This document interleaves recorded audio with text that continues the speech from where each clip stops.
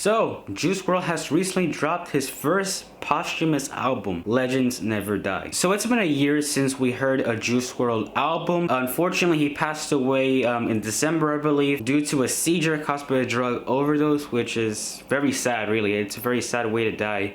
And mostly with all his, his music related with drugs and depression and all that stuff, it's a really, sad way to go. But yeah, I remember, when Juice Wrld started popping off with Lucid Dreams and all that stuff, I remember being a huge fan of his work, mostly for his big contribution for his emo trap slash rap, genre. Sure, you could say that XXXTentacion is the first person who really made this emo trap and really, gave birth to it, but I think Juice Wrld did like a bigger job than he did. He helped popularize it, and he helped influence a bunch of SoundCloud rappers, today. Like, there's so many SoundCloud rappers I can name in my head that are hugely influenced by Juice WRLD's style and his music, and even mainstream, rappers, like, for example, Ian Dior, The Kid Laroi. There's so many they could be naming that are hugely influenced by his sound. As I was saying, Juice WRLD did a huge impact in the emo rap slash trap landscape. Whether it be the way he sang, the guitar trap beats, the piano trap beats, that has been basically the new wave of trap recently these days. He's done a huge impact, in this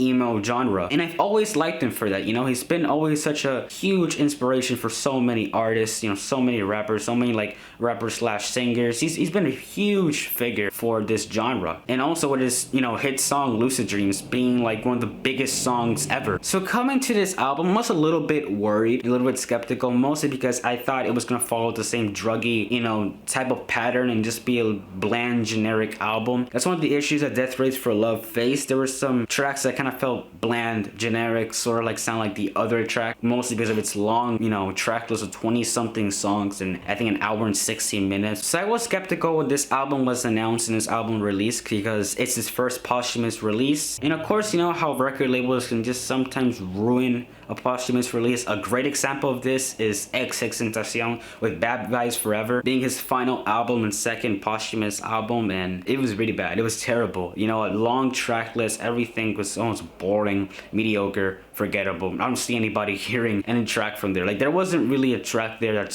stood up a lot for me. I think for a final album, I think it was kind of depressing. I feel bad for X, because I'm pretty sure those were tracks that he didn't want it to be released, and I think there's a reason why, because all of them don't sound that unique. All of them just sound really bland. But that's not to say that all the posthumous albums are bad, since Mac Miller this year released his album Circles, which is actually a pretty good posthumous release for once.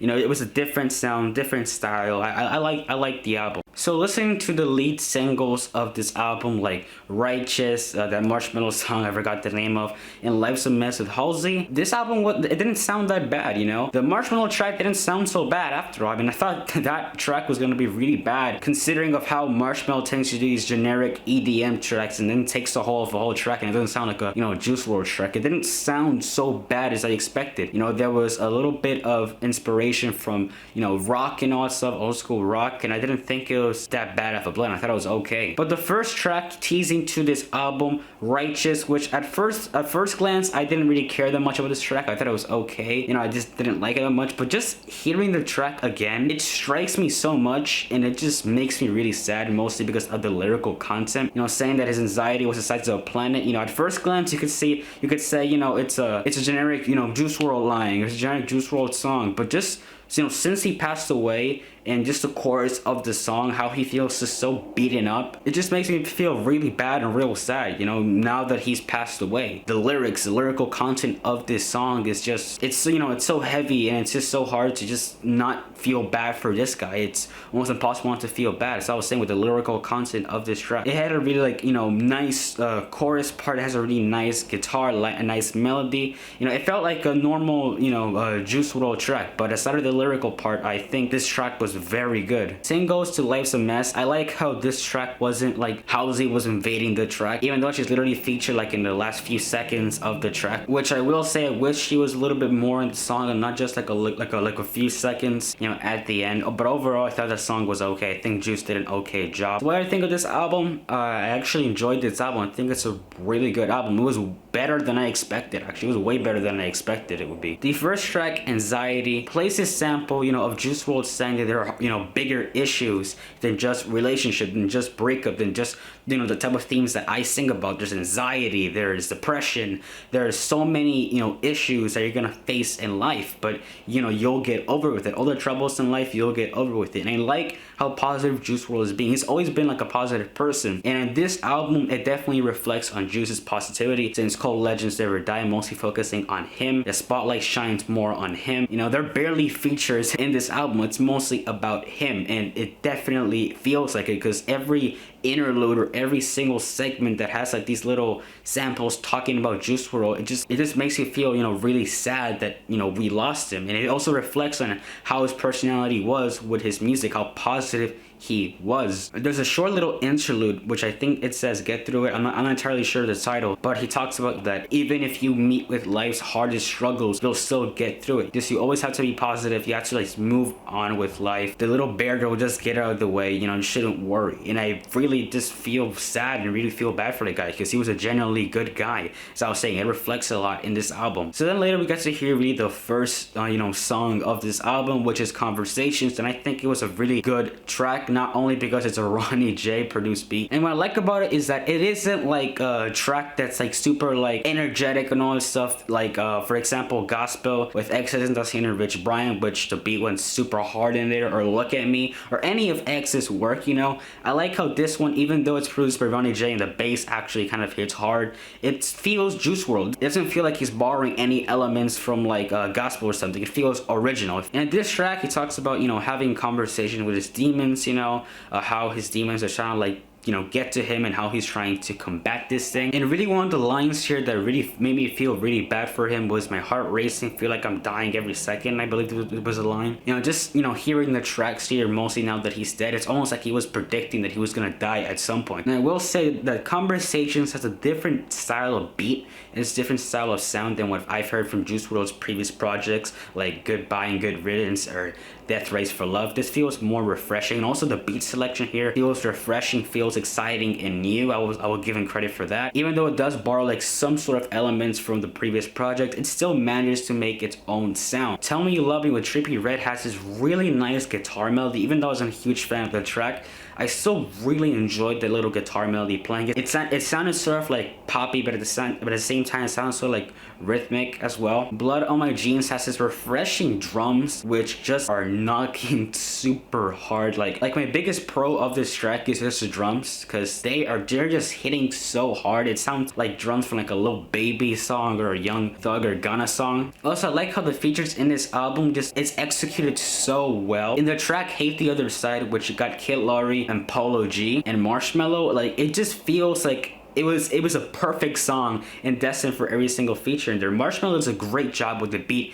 It sounds Juice Wrld type. It sounds trap. I like how, you know, the guitar sounds something that Kid Laroi and Polo G would hop onto as well. The whole sound in this style, it sounds like Polo G and Kid Laroi just snuggled together in this track. Like it fit perfectly in this track, and they nailed this track, and that's what I like. Even though I wasn't a huge fan of Tell Me You Love Me, I still think that Trippie Redd's feature makes sense in this album. It wasn't like X's posthumous album that so many features didn't make sense, like a Rick Ross feature or just some other features as well, like the Blink 182. Everything felt like disorganized there, but in this album the features feel like something Juice Wrld would want features from.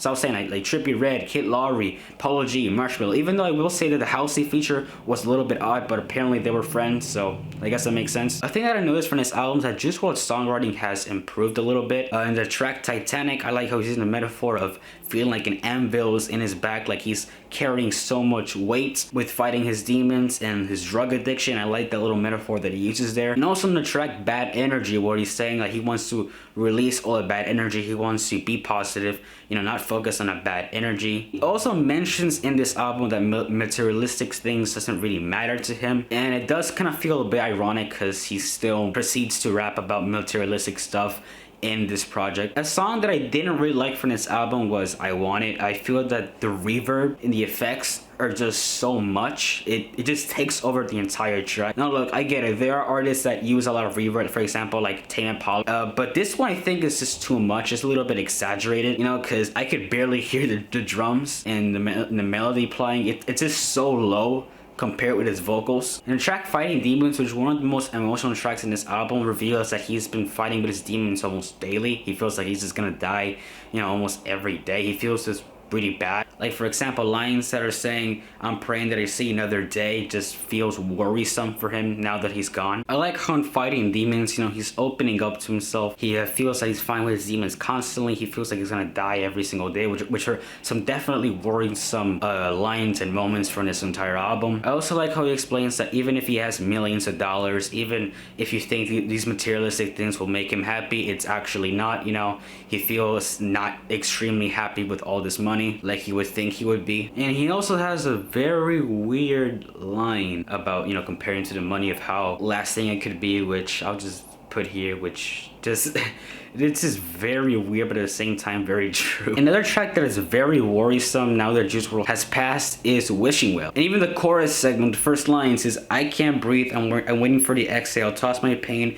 with my wishes in a wishing well, which he's kind of like wishing the wishing well, like wishing for luck, wishing for something to get him out, you know, out of his depression, out of his situation with his drug abuse. He also mentions a part here which he claims that is his secret, which is sometimes I don't know how to feel, let's be for real, if it wasn't for the pills I wouldn't be here, but if I keep taking these pills I won't be here. Mostly how he's saying that if he wasn't, you know, with the pills, like with the Xanax and all that stuff, how he wouldn't feel relieved and he wouldn't be concentrated with his rap game. And also saying that if he continues, you know, to take these drugs, he will eventually die, which unfortunately that was the case for him. It almost feels like his veil was exposed and now everyone could see what was his real problem with his drugs. And also the next track, Screw Juice, follows this sort of like rhythm that had Wishing Well and Fighting Demons, with him exposing more of his flaws. There's also a line here that I kind of like, which is Cupid did a drive-by, shot me from the sunroof, which we all know what that line means. I personally thought it was a funny line. The track Up Up and Away felt was a little bit generic, a little bit bland,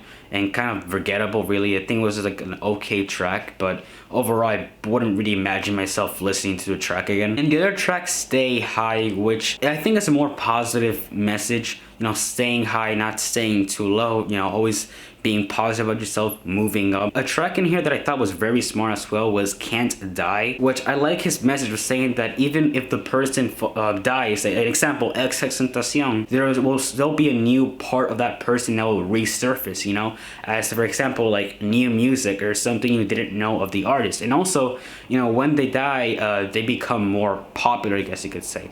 I like that little message Juice Wrld was trying to inflict there, that even if he dies, there's still gonna be a new part of him. He doesn't feel like the person doesn't necessarily die because a part of him will still live on. It will carry on in his legacy. And it shows very well here. Since Juice Wrld unfortunately died, you could definitely see this album still making loads of noise, getting 100 million streams on Righteous.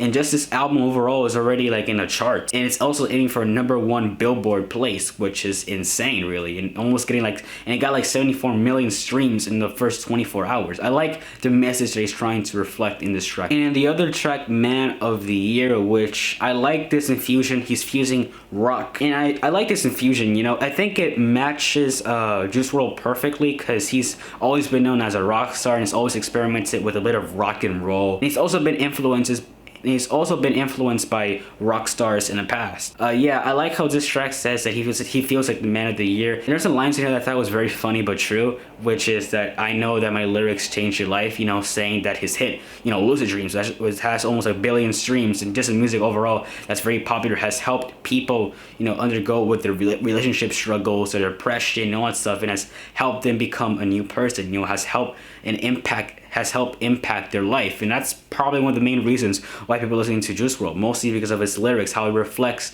and relates with how a lot of people, you know, with their relationship struggles that a lot of people are undergoing, and their depression and I guess their drug addiction, I guess you could say. So overall, I enjoyed this album a lot. I like the message that Juice Wrld is portraying in this album, the positivity message. I think it really reflects on this album. I like the tracks, they're really well made, most of them. And yeah, I have to give Juice Wrld credit for this. His songwriting ability is way better in here, and for a posthumous release, and for his first one, it's actually pretty good. Like, pretty good for a posthumous release. So what do I give Legends Never Die? I would give it a 7 out of 10. I think this album was actually really good for a posthumous release mostly. So yeah, what did you guys think about this album? Did you guys hate it? Did you guys love it? Leave a comment down below. If you enjoyed this video, leave a like down below. And also, if you guys are interested more in my album review content, I have a playlist called Album Reviews, which I put all my album reviews there. And if you want to see more music related content, album review related content in the future, consider subscribing to the channel. Turn the notification bell on. I post almost every week. And yeah, see you guys next time. Peace out, everybody.